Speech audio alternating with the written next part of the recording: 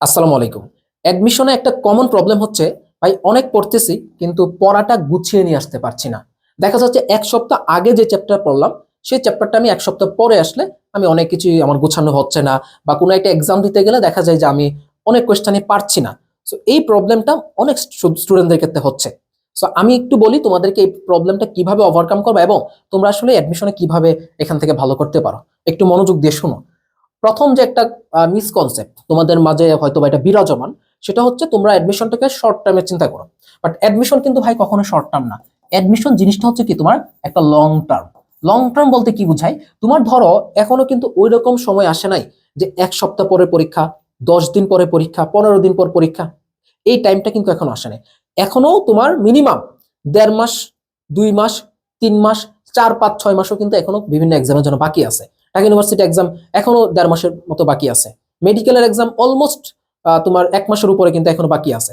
তো এখনো তোমার কাছে হাতে যথেষ্ট সময় আছে। সো এই জিনিসটা কিন্তু তোমার কাছে লং টার্মে তুমি চিন্তা করবা। তো তোমরা যেটা করো শুরু থেকে হচ্ছে কি একটু সাজেশন বেসড পড়াশোনা করতে চাও, বাট এটা একটা ভুল ডিসিশন। তোমরা যেটা করবা, যখন প্রথম দিকে পড়বা, ইনিশিয়ালি পড়াশোনা শুরু করবা, তখন একটা চ্যাপ্টার ধরো এইটুক বড়, মানে একটা চ্যাপ্টারের সকল টাইপ, তুমি ফিজিক্সের কোন একটা চ্যাপ্টার পড়তেছো, ওইটার তুমি কি করবা, সকল টাইপ পড়বা। এটা হচ্ছে কি ইনিশিয়ালি, এটা হচ্ছে তুমি যখন ইনিশিয়াল পড়বা বা প্রাইমারি দিকে পড়বা, বুঝছো? এই টাইমটাতে হচ্ছে তুমি কি সকল টাইপ পড়বা। এখন তুমি পারো বা না পারো তাতে কোনো সমস্যা নাই। ধরো একটা চ্যাপ্টার তুমি গতকালকে পুরোটা চ্যাপ্টার পড়ছো, একদম প্রত্যেকটা টাইপ ধরে ধরে প্রত্যেকটা ইনফরমেশন তুমি পড়ছো। সাপোজ তুমি কেমিস্ট্রির কথা চিন্তা করো, তুমি সংকরায়ন পড়বা। তুমি শুধু কিন্তু সাধারণ যৌগের সংকরণ পড়লা, তুমি জটিল যৌগের সংকরণ পড়লা না, এটা কিন্তু হবে না। তুমি প্রত্যেক ধরনের সংকরণ পড়বা বা প্রত্যেকটা কনসেপ্টের ধারণা তুমি রাখবা। এটা হচ্ছে ইনিশিয়ালি, মানে তুমি পুরো চ্যাপ্টারটার উপর একটা মোটামুটি একটা ধারণা নিলা। তারপর যখন তোমার একটা এক্সামে, ধরো অ্যাডমিশন টেস্ট শুরু হয়ে গেছে, তখন তোমার এক্সামের হচ্ছে কি ১০ দিন বা ১৫ দিন সময় আছে। তখন তুমি তোমার যে অ্যানালাইসিসটা ছিল বা একটা চ্যাপ্টারের সামারি, মেইন টাইপগুলা, যেমন মৌলের পর্যায়বৃত্ত ধর্ম থেকে কি আসতে পারে, তখন তুমি হচ্ছে কি একটু ব্লগগুলা দেখলা, তুমি একটু পর্যায়বৃত্ত ধর্মের একদম একদম সামারিটা দেখলা।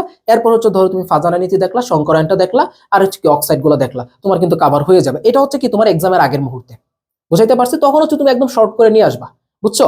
সো তোমরা যেটা করতে চাও যে আমি অনেক আগে থেকে হচ্ছে কি আমি এই জায়গাটাকে পড়বো, একদম ইনিশিয়ালি আমি এই জায়গাটাকে পড়বো, বাট এইটা করতে গেলে কিন্তু তোমার অনেক টাইপে কিন্তু তোমার বাদ পড়ে যায়। দ্যাটস ওয়াই এটা বলি, তোমরা যদি পড়াটাকে গুছিয়ে নিয়ে আসতে চাও, স্টিল এখনো এখন হচ্ছে কি তোমরা সকল টাইপগুলো আগে পড়বা।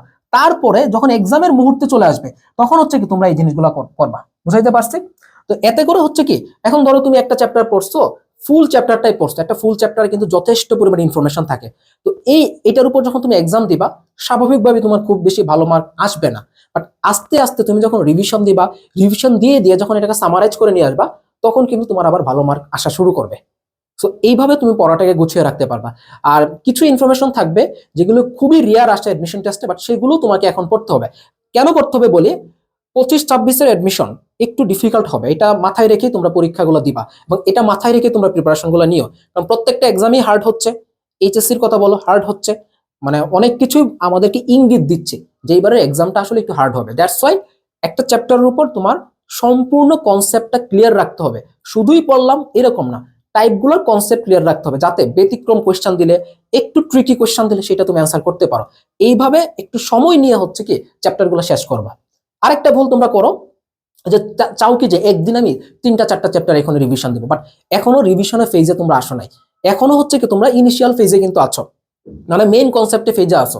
তো এখন তোমরা কি করবা, যতটুকু সম্ভব তুমি একটু ডিটেলসে পড়ো, বাট তুমি হচ্ছে কি দিনে ধরো ২টা বা ৩টা চ্যাপ্টার পড়লা, বাট এখানে ৪টা ৫টা চ্যাপ্টার এখনই পড়া লাগবে, এই টার্গেটটা নিও না। যতটুকু টার্গেট নিবা, ততটুকু যেন খুব ভালোভাবে কমপ্লিট করতে পারো। একটা চ্যাপ্টার এমন ভাবে পড়ো যে এইটা থেকে পরবর্তী কয়েকদিন বা কয়েক সপ্তাহ যদি তোমাকে কোয়েশ্চেন করে, তারপরেও যাতে এখান থেকে কোনো প্রকার মিস না হয়। বুঝাইতে পারছি? তো আলটিমেটলি আমার ভিডিওর সামারি হচ্ছে, তোমরা শুরুর দিকে বা এখন হচ্ছে কি প্রত্যেকটা চ্যাপ্টারকে ডিটেলসে পড়বা, ঠান্ডা মাথায় পড়বা। পারো আর না পারো ঠান্ডা মাথায় পড়বা। এরপরে গিয়ে হচ্ছে কি তুমি রিভিশনের সময় গিয়ে তুমি এটাকে সামারাইজ করবা, বা রিভিশনের সময় গিয়ে তুমি হচ্ছে কি সাজেশন বেস পড়াশোনা করবা। এখন থেকে সাজেশন বেস পড়াশোনা করতে গেলে তোমার আসলে আলটিমেটলি তোমার অনেক কিছু গুছানো হবে না, অনেক কোয়েশ্চেন তোমাকে স্কিপ করতে হবে। আমি কি বুঝাইতে পারছি? তো আশা রাখি এইভাবে তোমরা পড়ো। একটু হয়তো মনে হবে যে কঠিন লাগতেছে, বাট লং টার্মে যখন তুমি চিন্তা করবা, লং টার্মে তখন তুমি এখান থেকে একটা বেটার একটা আউটপুট কিন্তু পাবা। বুঝাইতে পারছি? ঠিক আছে, আসসালামু আলাইকুম।